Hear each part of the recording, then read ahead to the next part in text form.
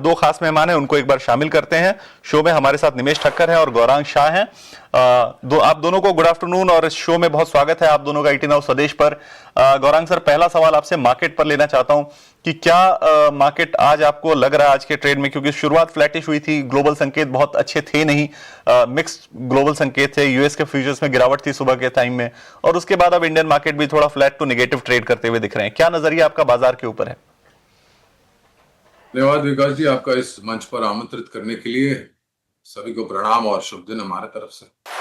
छोटा डिस्क्लोजर दे देते हैं कि जो भी निवेश लायक रणनीति बुनियादी दर के आधार पर आज दोपहर इस कार्यक्रम में रखेंगे, ये हमारी बुनियादी दर के आधार पर फंडामेंटल रिसर्च टीम की राय है।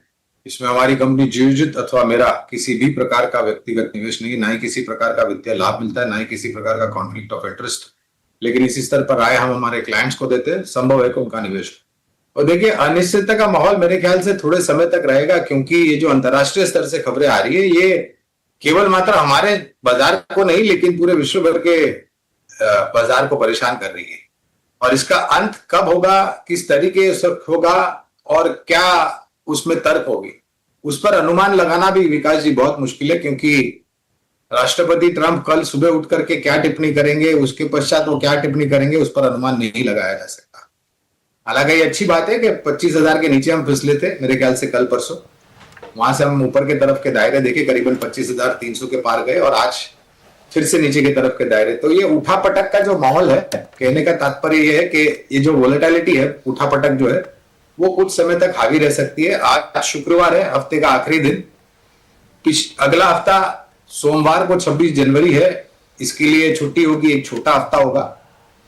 और अगर निर्णायक तरीके से जो टिप्पणी ईयू की चेयरमैन साहिबा उर्सुला वैन ने जो करी है, फ्री ट्रेड अग्रीमेंट भारत और ईयू के बीच में मदर ऑफ ऑल डील्स का खिताब दिया है उन्होंने, अगर इसकी घोषणा अगले हफ्ते हो जाती है तो मेरे ख्याल से थोड़ी बहुत सहानुभूति हो सकती है। इसके अलावा विकास जी, तीसरी तिमाही के नतीजे क्या आगाज हो गया है।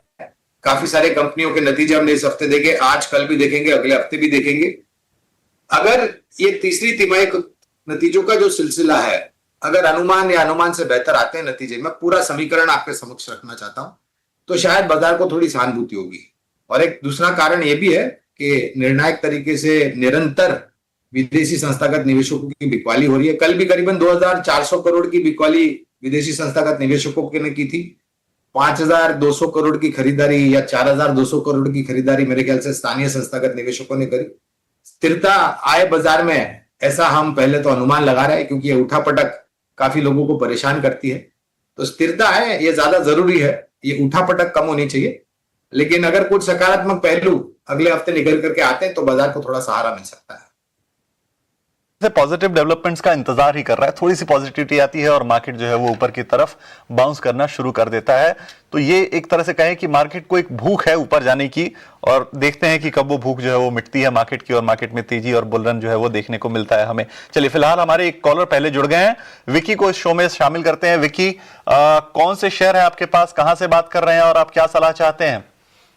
सर, से बात कर रहा हूँ। मेरे पास साउथ इंडियन बैंक के 11 रुपए पर 600 फंडेड है और टाटा कैपिटल का आईपीओ है। बिल्कुल। सो आपके पास साउथ इंडियन बैंक के शेयर हैं, 6,000 शेयर हैं आपके पास, 600 शेयर हैं आपके पास 11 रुपए के भाव पर। हाँ, तो फिर तो आपके पैसे 4 गुना हो गए, 4 गुना हो गए। हाँ सर, और टाटा कैपिटल का आईपीओ भी है। तो आपका सवाल क्या है कि आप इन पैसों का क्या करेंगे, ये पूछना चाहते हैं?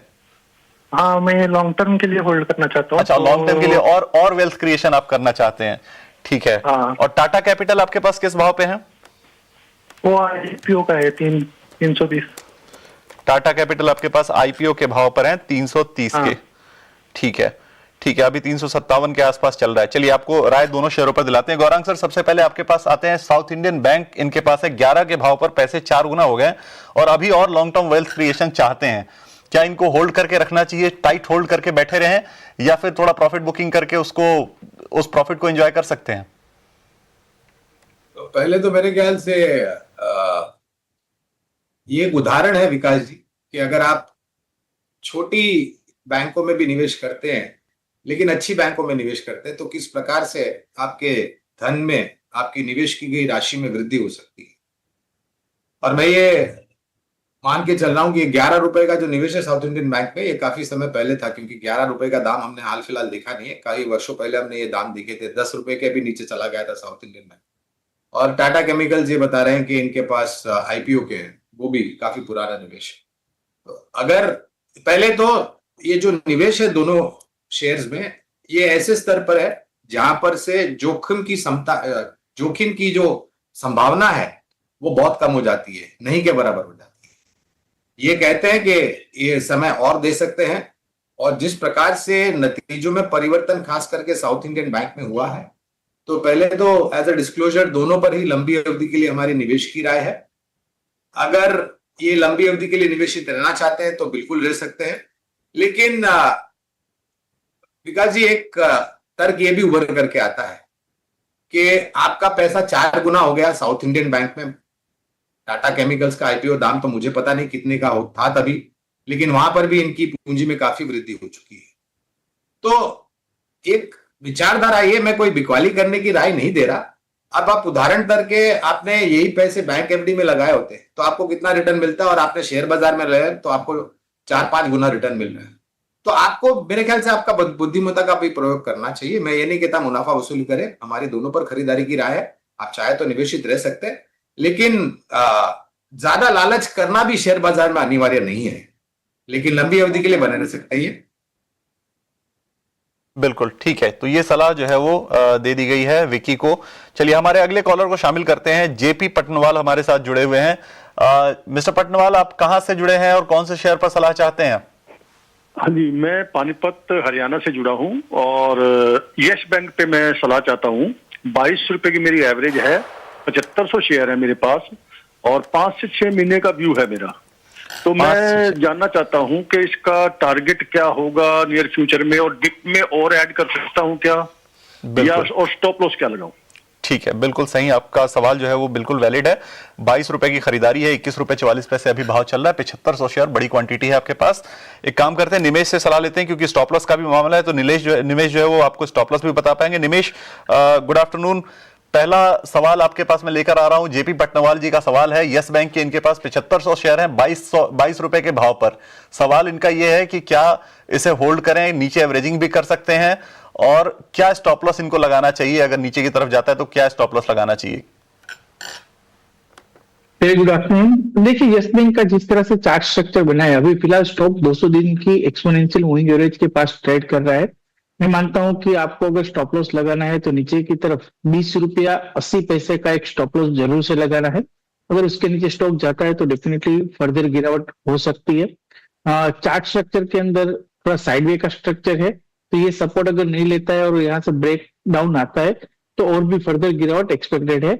और स्टॉक ऊपर के अंदर आपने जो टारगेट पूछा, मेरा मानना है कि 24 रुपीज जो है वो स्ट्रॉन्ग रेजिस्टेंस एरिया है। बार बार स्टॉक ये लेवल से वापस आ रहा है, तो आपको कहीं पर टारगेट रखना है तो 24 रुपए के आसपास का आप जो है वो शॉर्ट टर्म का एक टारगेट सेट कर सकते हैं।